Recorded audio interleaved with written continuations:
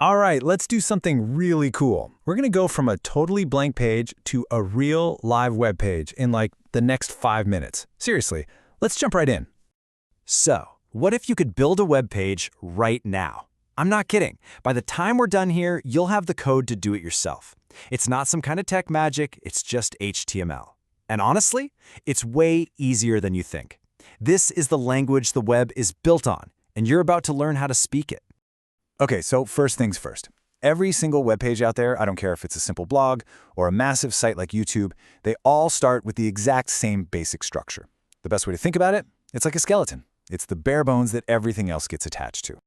And here's that skeleton, see? Super simple. It's really just 3 main parts. First, you've got the HTML tag. That's the big container. Everything goes inside of it.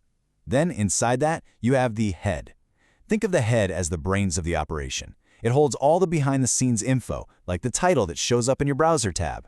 And then you have the body. And that's exactly right.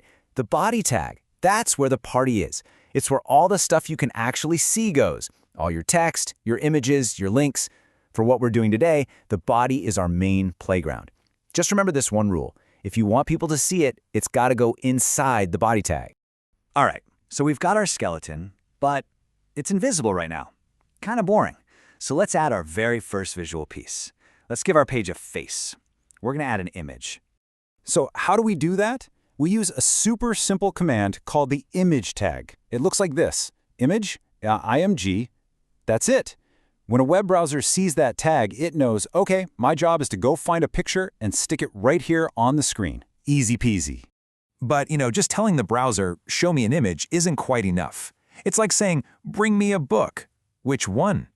We need to give it more specific instructions, and we do that with things called attributes.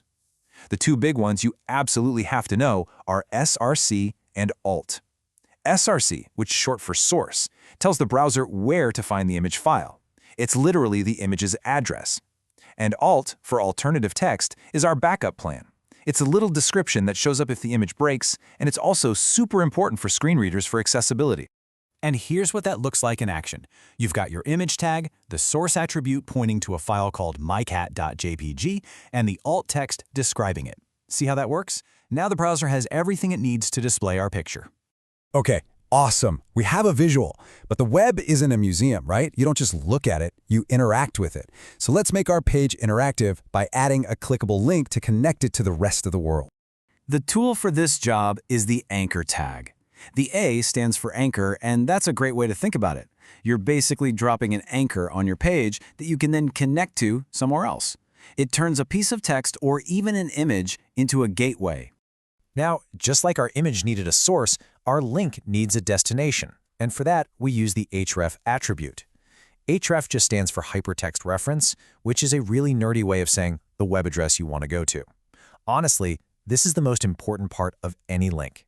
And here's how that looks. The href points to our destination, some website. Then, the text you sandwich between the opening A tag and the closing A tag. In this case, click here. That's what people actually see and click on. And just like that, you've learned 2 of the most powerful, most used building blocks of the entire web, the image tag and the anchor tag.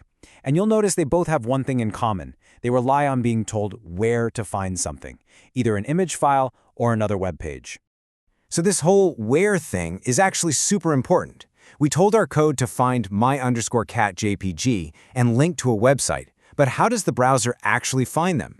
It uses something called a path, and a path is basically a secret map for your browser. Getting this right is key. And there are basically 2 types of these maps, or paths. First, you have an absolute path. Think of this like a complete full mailing address, including the city, state, and zip code. It's a full URL that will work from anywhere on the internet.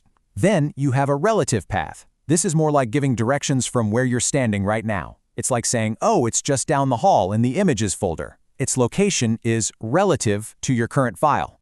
So which one should you use? Well, the rule of thumb is actually really simple. Use an absolute path anytime you're linking to an external website, someone else's site. That's what we did with our href.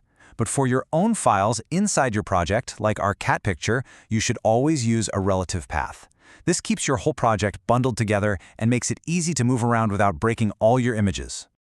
Okay, we've gone over the skeleton, we've added an image, we've made a link, and now we understand paths. Let's put it all together and see what our finished web page code actually looks like. This is it, your first creation. And there you have it. Look how everything fits together. The image and the link are nested right inside the body. The body and head are inside the main HTML tag. That's it. This is a complete, working web page. If you were to save this text in a file called index.html and double-click it, it would open in your browser and it would just work. So let's just take a step back. In just a few minutes, we've nailed 3 huge concepts: the basic structure of HTML, how to get images on the page, and how to create links. These are, without a doubt, the absolute fundamentals of the web. And I want you to really think about what that means. You didn't just type some random characters. You literally wrote in the native language of the internet. That simple text file is now something a browser can understand and turn into a real interactive experience for anyone in the world. That's pretty amazing. So you've got the blueprint, you have the tools. The only question left is, what are you going to build first?